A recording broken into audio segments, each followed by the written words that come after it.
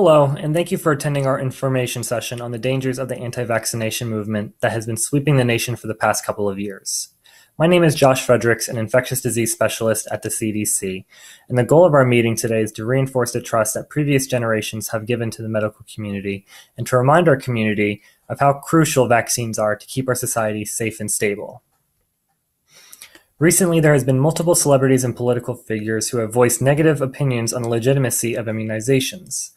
Many back up their claims through unofficial data stating that there are multiple negative effects that come from administering vaccines to our children and even to ourselves. Some argue that immunizations contribute to the rising number of autism that is being diagnosed within pediatric patients in our country. Others state that vaccines can cause severe physical harm and even sudden death in some cases. But it is important to remember who exactly these people are who are making these claims. Do they have any actual background in the medical field? Do they themselves actually suffer from any of these accusations? There has not been any actual cases of any individual dying after being administered a vaccine, to our knowledge. Without modern medicine's gift of vaccines and immunizations, many of us in this very room may not even be alive today to hear what I'm even talking about. It was thanks to vaccines that we have allowed our populations to grow and thrive in a world that many of us would have perished through diseases and illnesses that could not be cured in the past.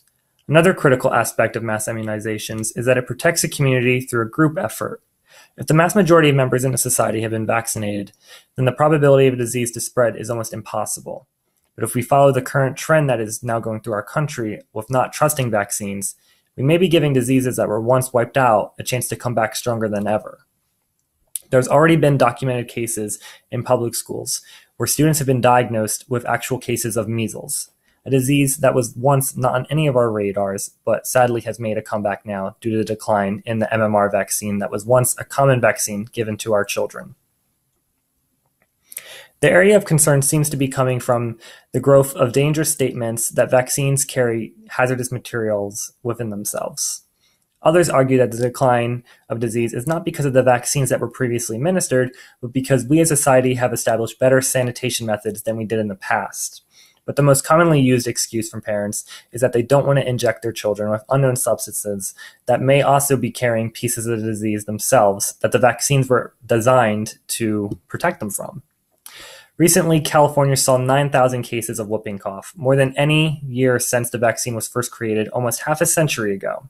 Several infants that were too young to get the vaccine themselves actually died from the case of whooping cough because the infants that they were around that were old enough to get the vaccine were not given it due to their parents declining. I hope with my speech I was able to shed some light and convince many of you who have been considering the new trend to think more about the pros and cons of declining vaccinations for your children. It is moving forward that we make progress and not relive the past mistakes. Thank you.